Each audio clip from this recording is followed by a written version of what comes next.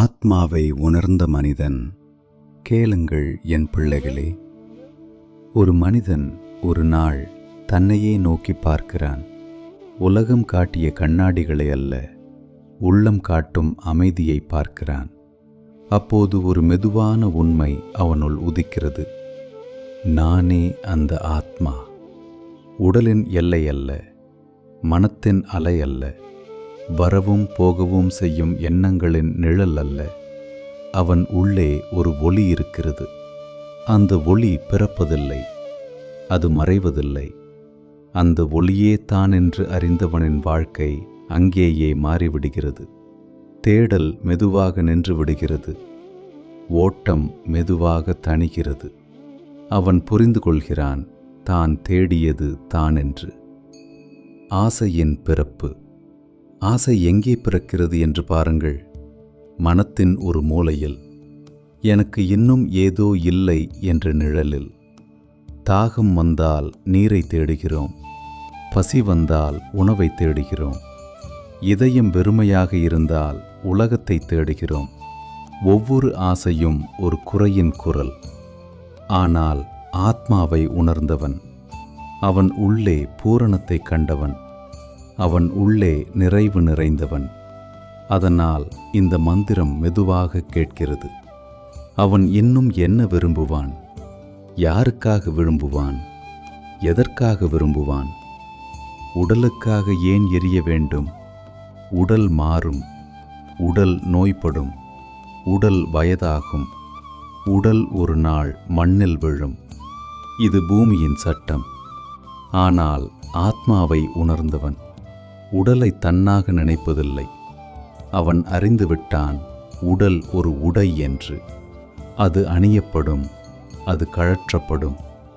ஆனால் உள்ளே இருக்கும் அறிவு மாறாது. அதனால் உடலின் துன்பம் அவனை உள்ளே எரிக்காது. மனத்தின் உள்ளே சுடும் கவலை இல்லை, பயமில்லை, பிடிப்பு இல்லை. உலகத்தில் இருந்தாலும் சுதந்திரம். ஆத்ம ஞானம் வந்தவனுக்கு உலகம் மறைந்து போகாது. அவன் உலகத்தை விட்டு ஓடமாட்டான். அவன் மனிதர்களோடு வாழ்வான். அவன் பேசுவான், அவன் சிரிப்பான், அவன் உழைப்பான். ஆனால் அவன் உள்ளே கட்டுப்பாடு இல்லை. அவன் உள்ளே ஒரு விசாலம். தாமரை இலை மீது நீர்த்துளி போல. நீர்த்துளி இலை மீது தங்கும், ஆனால் இலை நனைவதில்லை. அப்படியே உலகம் அவனை தொடும், ஆனால் அவன் உள்ளம் கட்டுப்படாது.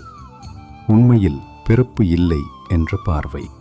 உயர்ந்த பார்வையில் பார்த்தால் ஆத்மா ஒருபோதும் பிறக்கவில்லை. அதனால் உண்மையில் எதுவும் பிறக்கவில்லை. உலகம் ஆத்மாவில் தோன்றும் ஒரு காட்சி.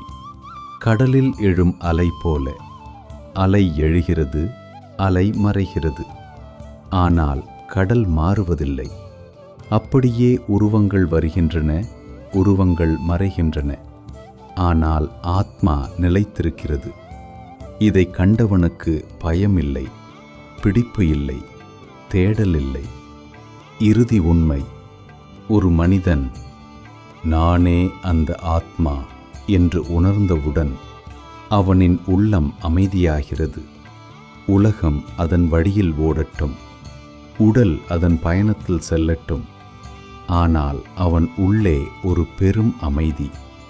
ஏனெனில் அவன் அறிந்துவிட்டான், தான் தேடிய பூரணம் தானென்று. மூலம். இந்த மந்திரம் பிருகதாரண்யக உபனிஷத்தில் உள்ளது. 4ஆம் அதிகாரம், 4ஆம் பிரிவு, 12ஆம் மந்திரம். அங்கே அந்த பழமையான ஞானி கூறுகிறார், தன்னை உண்மையாக அறிந்தவனுக்கு உடலுக்காக எரியும் துன்பமில்லை, ஆசையில்லை. அவன் உள்ளே முழு அமைதி.